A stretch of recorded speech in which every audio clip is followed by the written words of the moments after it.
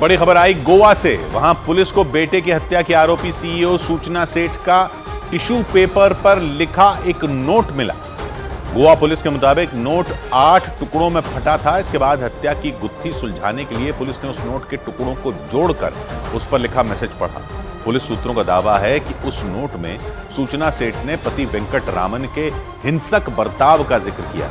इसी वजह से यह दावा किया जा रहा है कि पति से नफरत की वजह से उन्होंने अपने 4 साल के बेटे की बेरहमी से हत्या कर दी ताकि वो वेंकट रामन से बच्चे को दूर कर सके। हालांकि सूत्र बताते हैं कि एक रोज पहले पूछताछ के दौरान सूचना सेठ ने बेटे की हत्या की बात से साफ इनकार कर दिया था, लेकिन जांच के दौरान गोवा पुलिस को सूचना सेठ का लिखा नोट बरामद हुआ। सूत्र बताते हैं कि यह नोट उसी ट्रॉली बैग से बरामद किया गया जिसमें उन्होंने बच्चे का शव छिपा कर रखा था, और उसी ट्रॉली बैग से पुलिस को टिश्यू पेपर पर लिखा एक नोट मिला। सूत्रों का दावा है कि वो नोट 8 टुकड़ों में था और उस पर आईलाइनर से कई बातें लिखी हुई थी। आशंका ये जताई गई कि बेटे की हत्या करने के बाद सूचना सेठ ने जल्दबाजी में नोट को लिखा और फिर उसे फाड़ दिया। सूत्रों के मुताबिक 8 टुकड़ों में नोट बरामद होने के बाद पुलिस ने उन्हें जोड़कर उस पर लिखा मैसेज पढ़ा। गोवा पुलिस का दावा है कि इंग्लिश में लिखा यह नोट सूचना सेठ ने ही लिखा है। बताया गया कि उस नोट में सूचना सेठ ने कई बातें लिखी। उन्होंने लिखा कि उनके पति वेंकट रामन काफी हिंसक है और वो बच्चे को अच्छे संस्कार नहीं सिखाते।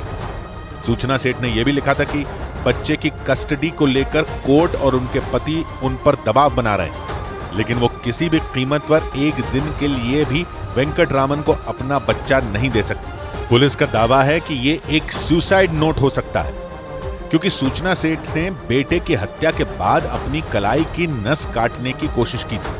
और पुलिस के सूत्रों का दावा है कि गोवा और कर्नाटक बॉर्डर पर हुए हादसे की वजह से सूचना सेठ पुलिस की गिरफ्त में आ गई, क्योंकि सूचना सेठ को गोवा से बेंगलुरु ले जाने के लिए निकले टैक्सी ड्राइवर का दावा है कि ट्रक हादसे की वजह से हाईवे पर भयानक जैम लगा था, और अगर गोवा कर्नाटक बॉर्डर पर जैम नहीं लगता तो सूचना सेठ बच्चे के शव को बेंगलुरु ले जाने में कामयाब हो जाती। गोवा के होटल से सूचना सेठ को बेंगलुरु ले जाने के लिए निकले रे जॉन डिसूजा नाम के टैक्सी ड्राइवर ने दावा किया कि ट्रक हादसे की वजह से हाईवे पर जैम लग गया था। पुलिस से पूछने के बाद पता चला कि 4 से 5 घंटे बाद ट्रैफिक शुरू हो गया। इसके बाद उसने सूचना सेठ को इसकी जानकारी दी और उन्हें फ्लाइट से बेंगलुरु जाने की सलाह दी।